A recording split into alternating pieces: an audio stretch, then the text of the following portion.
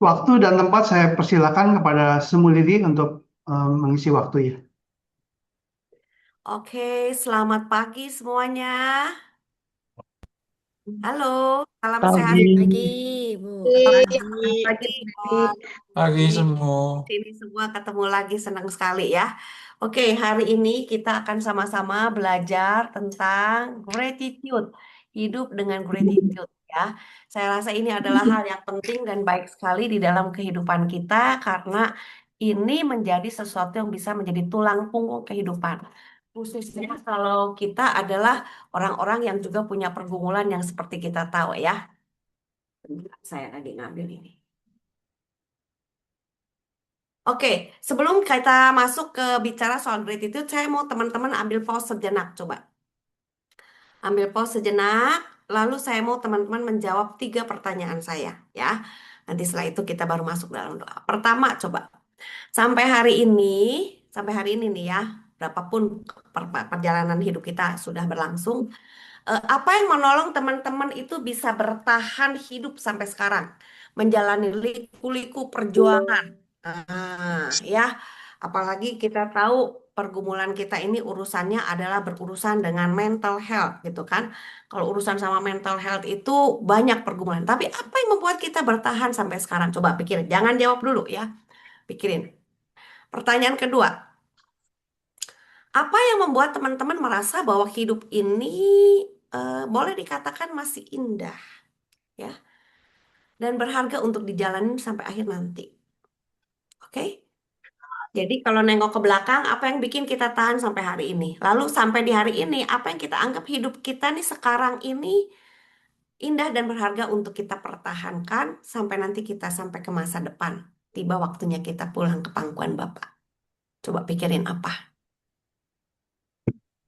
ya?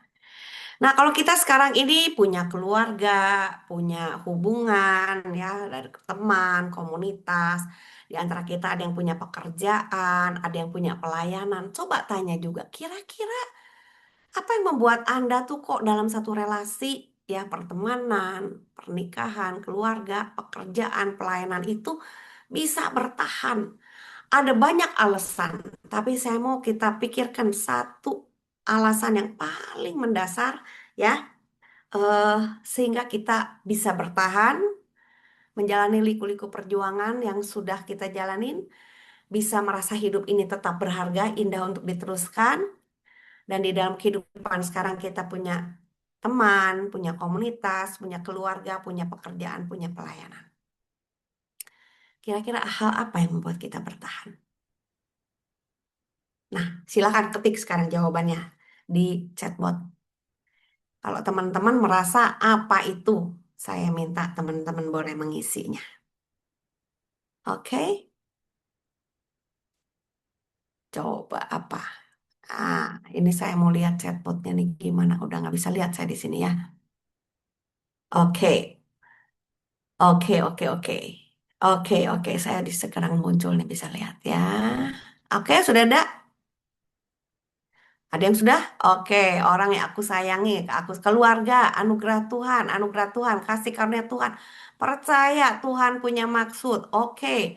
What else? What else? Keluarga, anak-anak. Oke, thank you Bu Feby, Bu Mariam, dan teman-teman yang lain dulu ya. Ada lagi yang mau jawab? Ada harapan. Pertanyaan yang kedua. Oke, oke, oke. See?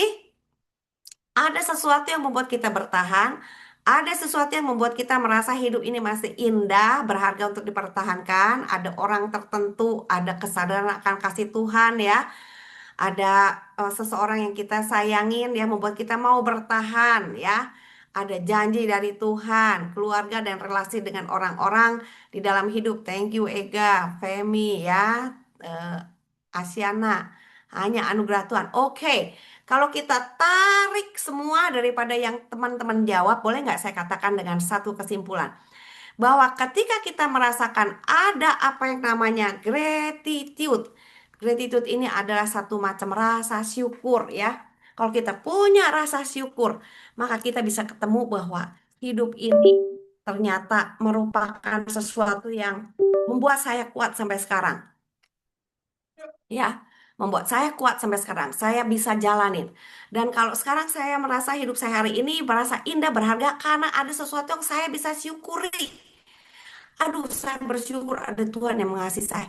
Terus saya bersyukur saya masih punya mama yang saya menyayangi saya, atau punya anak, atau punya mama yang saya sayangi. Saya masih punya janji Tuhan. Saya bersyukur meskipun saya susah, meskipun saya punya keluarga yang punya pergumulan mental. Menurut saya sendiri jatuh bangun misalnya dalam mental. Tapi saya bersyukur. Perasaan syukur ini membuat Anda bisa bertahan dengan satu relasi, dengan kerabat kita, dengan hidup kita, dengan pekerjaan kita, dengan pelayanan kita. Setuju? Mari kita berdoa supaya pelajaran hari ini menjadi berkat buat kita semua. Saya ingin kita melakukan doa singkat sebentar. Terima kasih untuk teman-teman yang sudah memberi jawaban ya. Bapak di dalam surga, terima kasih hari ini Sing with New Eyes mengajarkan kepada kami, memberikan kesempatan kepada kami untuk belajar sesuatu hal yang penting dalam hidup ini. Di tengah semua liku-liku perjuangan kami yang tidak mudah, kami percaya Tuhan punya rencana yang besar. Tetapi kalau kami tidak bisa melihatnya, kami tidak berdaya untuk mencapai masuk ke dalam rencana Tuhan yang baik itu. Kami mau belajar Tuhan tentang hal penting mengenai gratitude. Berbicaralah, eh, bantu dan berkatin hambamu juga setiap jaringan internet yang terhubung dengan banyak teman-teman di berbagai tempat di Indonesia, bahkan di luar Indonesia. Dalam nama Tuhan Yesus kami berdoa dan bersyukur. Amin.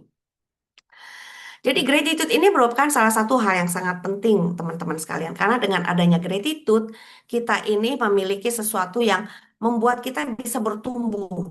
Ya, tanpa gratitude kita nggak bisa tumbuh. Kenapa nggak bisa tumbuh? Karena yang kita lihat kekurangan, ketidaksempurnaan, kekecewaan, penantian, penundaan yang tidak ada ujung pangkalnya. Tapi dengan rasa syukur kita mulai melihat, ternyata ada benang merah, ada sesuatu dan kita mulai belajar. Ada kesempatan saya mulai belajar. Dengan gratitude itu kita mulai bisa menyadari ada sesuatu ternyata di tengah peristiwa yang tidak terlalu baik dan tidak selalu baik-baik saja. Ada tangan Tuhan, ada orang yang peduli, ada Tuhan yang ternyata campur tangan.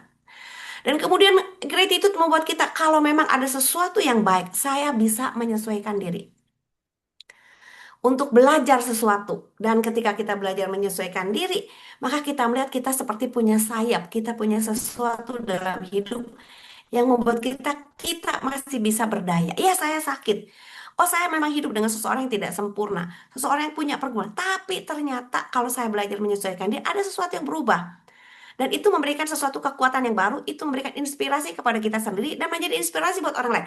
Semua teman-teman yang ada di sini, semua perjalanan sampai hari ini adalah perjalanan gratitude ini. Ya, sampai hari ini. Kita menjadi inspirasi, terinspirasi dan menjadi inspirasi. Akhirnya kita mulai belajar percaya lagi dengan hidup, percaya lagi dengan kebaikan Tuhan, percaya lagi dengan kemungkinan-kemungkinan yang baik. Dan kemudian kita mulai berani mengembangkan diri, melepaskan potensi kita yang kayaknya tadinya nggak mungkin, nggak mustahil lah. Harapan, impian untuk, lah saya nggak mungkin, sekarang ternyata bisa. Dan kemudian kita melihat ada satu peningkatan, kemajuan yang membuat kita merasa kita mulai bergerak dari level yang sebelumnya ke level yang baru. So, semua itu dimulai dengan apa yang namanya gratitude. Coba teman-teman pikirkan, adakah satu pribadi tertentu di dalam hidup teman-teman yang sampai sekarang ini menjadi satu berkat. Kalau ingat orang itu, teman-teman merasa, waduh, hidupmu diberkatin gitu ya. Kira-kira orang ini siapa? Coba pikirin dulu orang ini siapa. Kalau sudah berpikir orang ini siapa, saya mau ada satu pertanyaan lagi. Ya, apa yang membuat orang itu begitu menginspirasi buat Anda? Coba pikirkan. Apa? Oke? Melihat nggak benang merah antara gratitude dengan pribadi yang menginspirasi? Saudara pernah nggak ketemu sama orang yang ngomel terus, ngeluh terus, menggerutu, melihat kurangnya, melihat kesulitannya, kemustahilannya, nggak ada rasa syukur, miskin rasa syukur. Saudara, rasanya orang ini sulit untuk menjadi sesuatu yang membuat saudara termotivasi, maju, mau belajar. Betul nggak? Tapi kalau Anda melihat seseorang hidupnya tuh nggak baik-baik aja. Tapi dia tuh bisa mensyukuri, aduh saya bersyukur hari ini bisa makan. Saya bersyukur loh, hari ini saya bisa tidur 2 jam. 2 jam dia syukuri loh. Aduh saya bersyukur hari ini masih ada sepotong ubi. Aduh saya bersyukur, saya lihat di dompet saya masih ada 10.000. Meskipun kecil dan kelihatan mustahil, tapi dilihat dengan rasa bersyukur, orang ini menjadi inspirasi dan dia sendiri terinspirasi untuk menghadapi hidupnya. Dan seperti tadi mulai grow, mulai melihat peluang, mulai melihat hal yang terbukakan yang menjadi lebih baik. Isn't that wonderful? Nah, gratitude ini adalah satu level namanya tuh apresiasi terhadap kebaikan di dalam hidup. Ya, satu kebaikan di dalam hidup yang menyangkut mengakui entah itu orang, entah itu pengalaman, entah itu lingkungan, dan terutama entah itu adalah kehadiran pribadi ilahi, yaitu Tuhan Allah sendiri, yang membawa satu nilai, membawa satu sukacita, membawa satu makna di dalam hidup kita. Dan begitu kita belajar bersyukur, core daripada gratitude, yaitu apa namanya, tulang punggung, inti, sentral daripada gratitude itu, fokus kita mulai beralih daripada apa yang kurang kepada apa yang ada, kepada yang ternyata menjadi satu kelimpahan di dalam hidup kita. Ya. Nah, kalian menyebut grup ini adalah Seeing with New Eyes. With New Eyes mengajarkan hal yang paling penting adalah melihat hidup dari sudut pandang yang berbeda. Sudut pandang apa? Sudut pandang ternyata di dalam hidup ini ada hal-hal lain, ada orang-orang, ada apa namanya, pengalaman, ada satu situasi, ada kehadiran Tuhan yang membuat hal yang buruk itu tidak terlihat selalu buruk. Saya sedang mempersiapkan khotbah dan mencari satu kesaksian, ketemu lagi kisah-kisah orang-orang yang punya cerita buruk, ya sudah mau bunuh diri. Tetapi begitu mendapatkan satu inspirasi hal baik yang Tuhan tunjukkan dalam hidupnya, dia mulai melihat peluang, mulai melihat pengharapan, dan dia mulai berjuang berusaha lagi. Dan kemudian hidupnya yang tadinya sudah di ujung tanduk, sudah mau mati, loncat dari lantai kesekian dari sebuah apartemen dengan anaknya, sekarang menjadi seorang ibu yang melayani Tuhan luar biasa ya. Mempunyai seorang suami yang juga hidup dengan gangguan kanker yang tidak berkesudahan tapi masih hidup. Dan anak yang gagal jantung yang sekarang yang tadinya dibilang dokter, aduh nggak akan lewat 6 bulan, sekarang udah berumur 31 tahun. Dan mereka hidup melayani Tuhan. Dan hidup mereka menjadi inspirasi. Why? Karena ada satu kesadaran mulai mengalihkan fokus daripada yang tidak ada kepada yang ada. Dan itu adalah berkat Tuhan. Ya.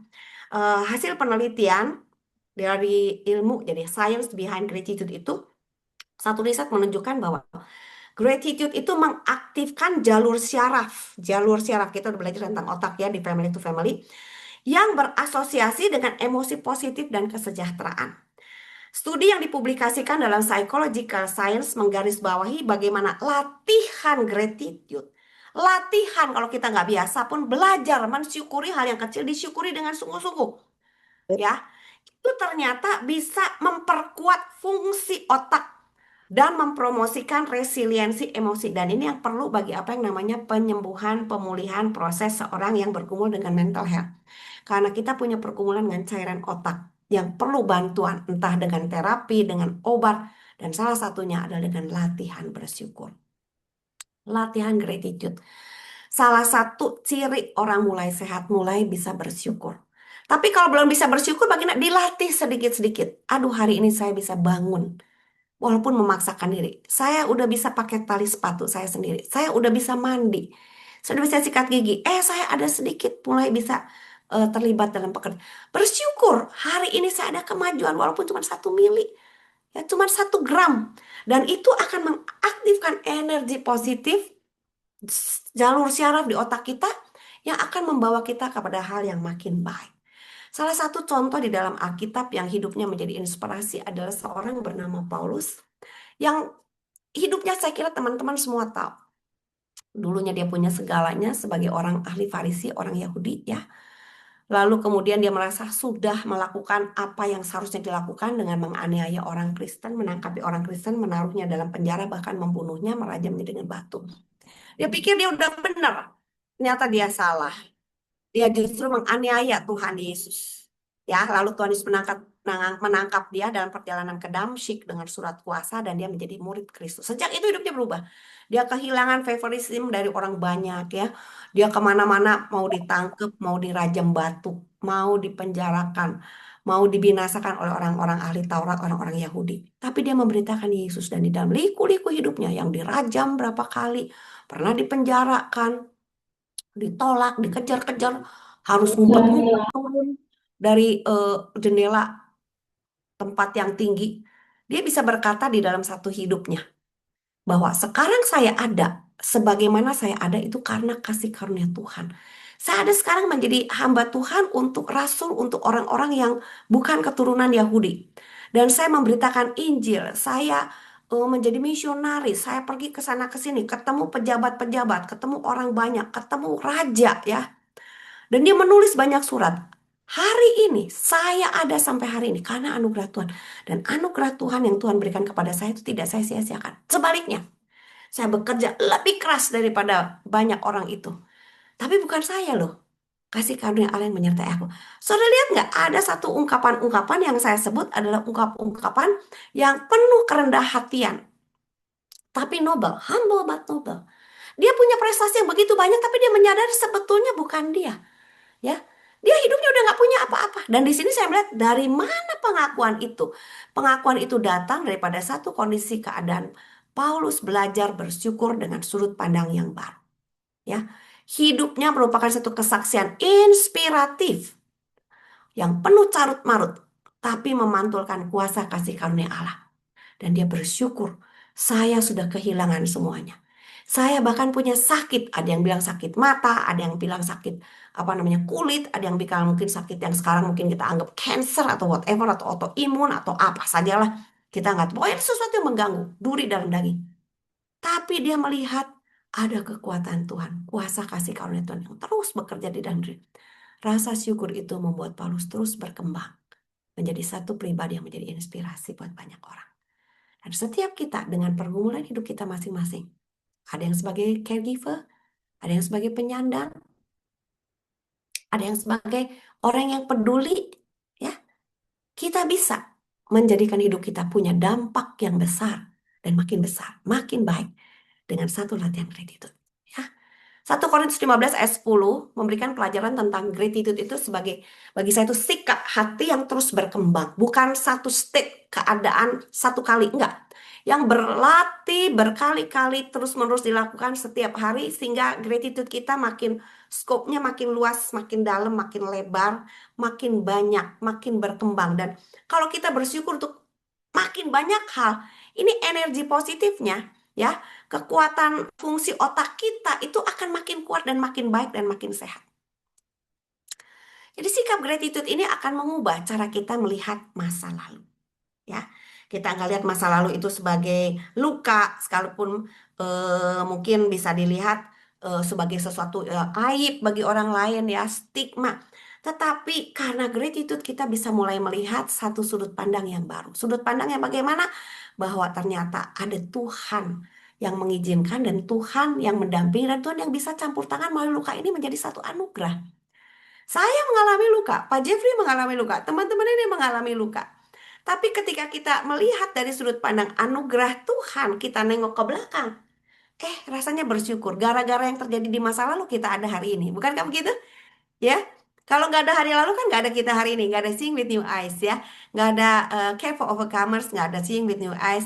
Nggak ada Sahabat Bagi Jiwa. Nggak ada Kerjasama dengan Merajut Hati dan lain sebagainya. Nggak ada. Tapi karena melihat ke masa lalu dengan syukur, percaya ada Tuhan yang ternyata hadir menyertai, bekerja mereka-rekakan. Saya melihat masa lalu ternyata nggak terlalu buruk. Saya mulai mensyukuri masa lalu saya. Anda mulai mensyukuri masa lalu saya. Ketika kita mulai mensyukuri masa lalu Anda akan mulai menemukan kita mempunyai keteduhan, ketabahan yang baru untuk menjalani hari ini. Punya satu kayak apa ya? Hikmat baru ya. Sudut pandang baru. Karena dulu susah ya kok bisa lewat juga kok. Dulu rasanya saya dianggap nggak mungkin, mustahil. Ternyata saya bisa jadi hari ini kok. Kayaknya dulu hidup saya udah hancur, ternyata nggak hancur loh. Masih jalan sampai hari ini. Kelaparan, kesusahan, tapi masih survive kok sampai hari ini. Dan kita mulai melihat kalau dulu saya begitu susah aja belum kelihatan apa-apa. Saya bisa bertahan, apalagi sekarang saya udah punya pengalaman tuh. Kita mempunyai satu ketenangan yang baru, ketabahan yang baru, resiliensi yang baru, keberanian yang baru, yang memberikan bekal kepada kita untuk punya harapan menatap masa depan dan menghadapi masa depan. Kalau Tuhan sudah menolong kita di masa lalu sampai hari ini, saya kira ke depan Tuhan yang sama masih bisa menolong saya. So gratitude itu merupakan satu sikap hati yang terus berkembang dan bukan sama dari dulu sekarang ya udah sekali saja bersyukur untuk masa lalu, enggak. Bersyukur akibat masa lalu kepada sekarang. Dan bersyukur karena masa lalu ke sekarang, ke masa depan ada satu posisi yang berubah. dan membuat kita punya tenaga yang baru, keberanian yang baru, wawasan yang baru, ya, langkah yang baru, ruang yang baru, jendela yang baru untuk kita lihat, pintu yang baru yang terbuka. So, apa hubungannya 1 Korintus 15 ayat 10 dengan kita? Saya tampilkan ini gambar Nick Vujicic ya. Nick ini adalah seorang yang kita tahu ceritanya ya. Dia pernah depresi, dia pernah mau bunuh diri karena lahir besar dengan situasi yang tidak sempurna seperti orang lain walaupun keluarganya mengasihi dia. Selama dia belum melihat keluarga yang mengasihi dia, keluarga yang meyakinkan bahwa Tuhan menjadikan dia berharga, dia nggak nyampe mana-mana. Tapi begitu dia mulai lihat, hidupnya berubah. Iya, saya dikasih begini tapi saya punya keluarga yang mendukung. Saya dikasih begini punya keluarga yang bisa memberikan saya terapi-terapi yang berguna untuk saya bisa hidup. Bisa memberikan kepada saya pendampingan dan ruang untuk saya bisa belajar. Dan ternyata dia bisa belajar banyak hal meskipun dia tidak punya tangan dan kaki. Dan dia mulai berani untuk hidupnya hari ini. Dia mulai berani mengembangkan diri, berbicara, jadi inspirasi, bahkan bisa menjadi berkat. Bahkan membuat seseorang bisa jatuh cinta dan menikah dan punya keluarga. So, apa arti 1 Korintus 15 10 dan kita? Jangan biarkan diri kita hanyut atau sekedar lari di dalam hidup ini ya dengan satu situasi yang penuh kepahitan, kekecewaan, kemarahan. Atau sekedar sibuk menghadapi persaingan hidup dan perjuangan. Karena kita berkekurangan, jadi bersaing dengan orang banyak. Wah, udahlah berjuang dengan penuh marah, dengan kesal dan jengkel. Saudara berjuang dengan penuh sukacita. Waktu Anda berjuang gak cuma sekedar hanyut ngikutin aja atau sekedar lari sembarangan, tapi dengan syukur, dengan iman pada kebaikan Tuhan, dengan satu keyakinan pada hadirat Tuhan dalam hidup kita, campur tangan Tuhan. Saudara, your punya attitude, you punya ekspresi, you punya tenaga akan berbeda dan heran pintu-pintu baru akan terbuka. Ya. Coba kita pause sejenak di sini sebelum kita mengakhiri ya. Sejenak, ingatkan diri kita. Seburuk-buruknya keadaan kita sekarang. Tuhan ada nggak? Anugerahnya hadir nggak? Cukup nggak? Baru nggak setiap hari? Mari latih tiap hari berhenti. Aduh, hari ini saya begini. Tapi berhenti. Aduh, masih punya tempat berteduh. Kalaupun saya di rumah sakit, aduh masih ada rumah sakit. Aduh masih bisa ada biaya dari pemerintah atau dari keluarga. Apa aja. Cari satu alasan. Tarik nafas, hembuskan perlahan. Kalau Anda percaya kepada Tuhan, Roh Kudus, minta Roh Kudus singkapkan titik sedikit terang bahwa saya tidak sekedar menjalani hidup dengan mental health, menjalani hidup dengan kerabat yang sakit. Saya menjalani semua ini bersama Tuhan yang berkata, marilah kepadaku yang letih lesu berbeban berat. Kepada Tuhan yang berkata, cukuplah kasih karuniaku bagi kamu. Dalam kekurangan kelemahan, anugerahku cukup dan berlimpah. Ya, kita berhenti sejenak. Saya berkali-kali mengalami satu saat-saat yang capek dan sulit dalam hidup. Tapi saya belajar tarik nafas, tutup mata. Dan kalau oh saya punya lebih banyak hal yang masih baik-baik saja daripada beberapa hal yang saya anggap sulit dan menjengkelkan. Dan itu mengubah apa ya, mentalitas kita ya, mood kita ya.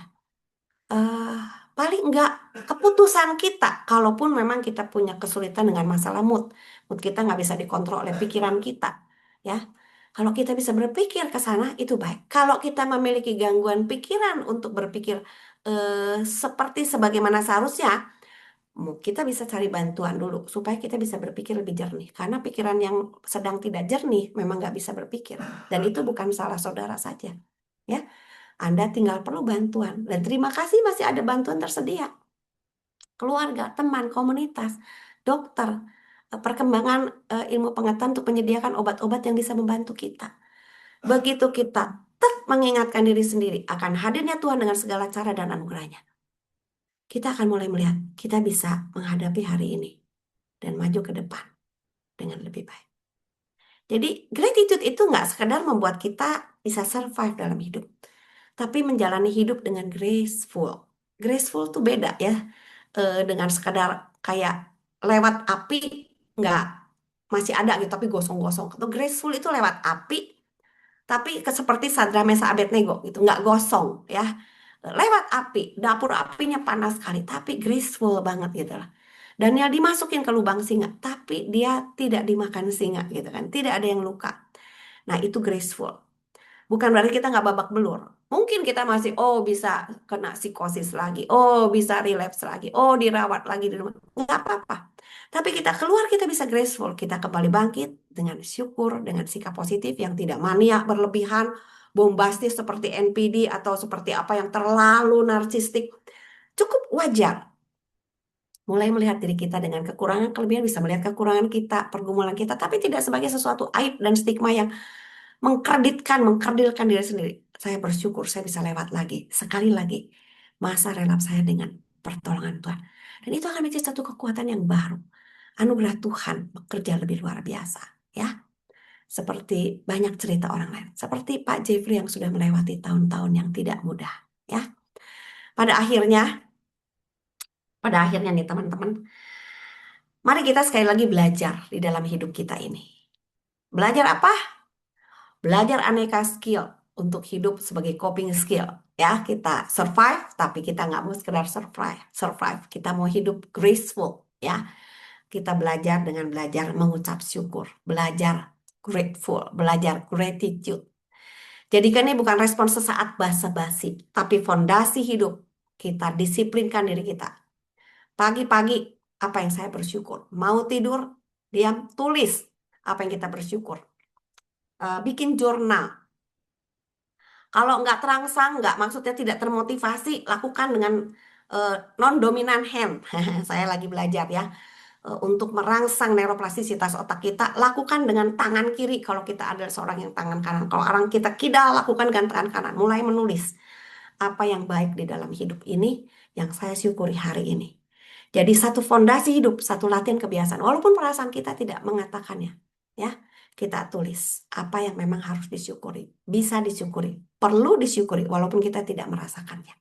Dan itu merupakan satu latihan yang saya percaya Tuhan akan menolong kita mendatangkan kebaikan. Ya, so mari kita lanjutkan hidup kita, bukan supaya orang melihat prestasi hidup kita, keberhasilan kita, kesuksesan kita, tapi supaya orang melihat anugerah Tuhan yang bekerja di dalam kita, yang membuat orang lain bersyukur, dan yang orang lain dengar, orang lain rasakan, ya, orang lain terkesan secara alami adanya anugerah Tuhan yang bekerja di dalam hidup kita. Saya tampilkan gambar Ibu Teresa Suci yang lahir tahun 1898 dan meninggal 2011 dalam usia 113 tahun. Dia hidup dalam keadaan yang tidak mudah, sangat miskin, kalau tidak bilang sangat miskin sekali. Tetapi ibunya melatih dia di dalam kemiskinan untuk tetap peduli sama orang lain. Untuk mensyukuri masih bisa makan kemarin kalau hari ini nggak bisa makan. Kamu bisa berbagi hari ini apa yang kamu punya dengan orang yang lebih kurang. Dan itu melatih dia untuk menjadi orang yang eh, apa mensyukuri potensi, ruang, berkat yang terkecil sekalipun. Dan dia tetap bisa memikirkan orang lain. Dia mendirikan pelayanan-pelayanan yang berkembang karena sikap mau belajarnya. Ya, oh saya dikasih kekuatan kesehatan, saya nggak bisa sekolah tinggi. Saya bisa membantu dokter atau suster, cuman sebagai pelayan. Dia lakukan, saya bersyukur bisa bantu. Di situ dia belajar, bukan cuma jadi pembantu pelayan, jadi asisten. Dan akhirnya bisa mengambil sertifikasi nurse. Dan itu bisa membuat dia bekerja. Ya, dia membantu pelayanan di mana-mana tempat. Akhirnya pulang ke negara asalnya, ya. Dan ke Singapura dia mulai dirikan rumah sakit untuk orang tua yang tidak terawat baik oleh keluarga, yang dia rawat dengan baik. Yang udah pikun, yang depresi, yang mungkin aneh-aneh, dia rawat dengan kasih. Sampai dia berusia 82 dipaksa pensiun. Karena dia pelayanannya sudah menjadi pusat layanan yang menjadi berkat, diakui pemerintah, dan pemerintah turun tangan membantu dan lain sebagainya. Dia disuruh pensiun. Saya masih sehat. Nggak bisa. Aturannya kamu udah cukup 82 harus pensiun. Istirahat supaya tidak terjadi kekeliruan-kekeliruan penanganan, apa managing. Dia kan bertanggung jawab kan dengan hidup orang lain. Ya udah dia ditolak, dia mulai pelayanan heart to heart. Pelayanan dari rumah ke rumah orang-orang susah, orang tua yang tidak ada perhatian. Dia kasih satu kantong yang dia kumpulkan dari uang sendiri, dari donasi orang-orang, mungkin ada pisang, ada pampers, ada beras, ada minyak. Ada apa yang bisa dipakai oleh orang tua? Dia gantungkan di pintu rumah-rumah yang membutuhkan. Sampai dia sungguh tidak bisa apa-apa lagi di kursi roda pada umur 101, 111 tahun. Dirayakan, dapat penghargaan disebut Mother Teresa-nya Singapura. Dia punya moto, "The world is my home. All living beings are my brothers and sisters. Selfless service is my religion." Dia mensyukuri bahwa dia punya hidup di mana Tuhan tempatkan di dunia ini. Dunia inilah rumahnya. Dan semua makhluk hidup adalah saudara-saudarinya. Dan dia belajar untuk bisa selfless karena kemiskinan yang dia alamin. Proses sangat miskin sekali membuat dia belajar hidup tidak berpusat atau mikirin diri sendiri, tetapi menjadi berkat bagi orang lain. Gratitude membuat seseorang mempunyai hidup yang berbeda. Gratitude is a way of life that seeing with new eyes. Kiranya seeing with new eyes boleh melihat hidup ini dengan pandangan baru yang membuat Anda semua melihat dengan mata bersyukur. Ya, saya kira itu dari saya. Mungkin kita bisa berdoa dulu mengucap syukur ya. Bapak Surgawi, terima kasih. Hari ini Engkau mengingatkan kami untuk melihat hidup ini dengan kacamata yang baru. Dan kacamata baru ini akan sungguh-sungguh punya manfaat berbeda ketika itu dikenakan dengan hati yang bersyukur. Melihat sungguh-sungguh di dalam segala sesuatu ada frame daripada kasih karunia Tuhan, rancangan Tuhan, kedaulatan Tuhan, kehadiran Tuhan, campur tangan Tuhan, kepedulian Tuhan, kesetiaan Tuhan. Walaupun kami jatuh bangun dan merasa Tuhan jauh dan bahkan tidak ngapa-ngapain. Terima kasih. Bantu kami mulai hari ini punya sedikit kebiasaan latihan yang menguatkan kami punya tulang punggung, yaitu gratitude. Sehingga hidup kami melihat masa lalu, menjalani hari ini, dan menatap masa depan. Kami punya sikap yang berbeda. Dalam nama Tuhan Yesus kami bersyukur. Amin. Oke, mungkin segitu dari saya ya, karena biasanya mungkin ada doa dan lain Ya, sebagainya. betul. Semu Lili, terima kasih banyak Semu Lili untuk firman pada hari ini yang sangat memberkati kita semua, Semu Lili. Thank you. Tuhan memberkati pelayanannya. Kita sekarang akan masuk dalam doa, teman-teman.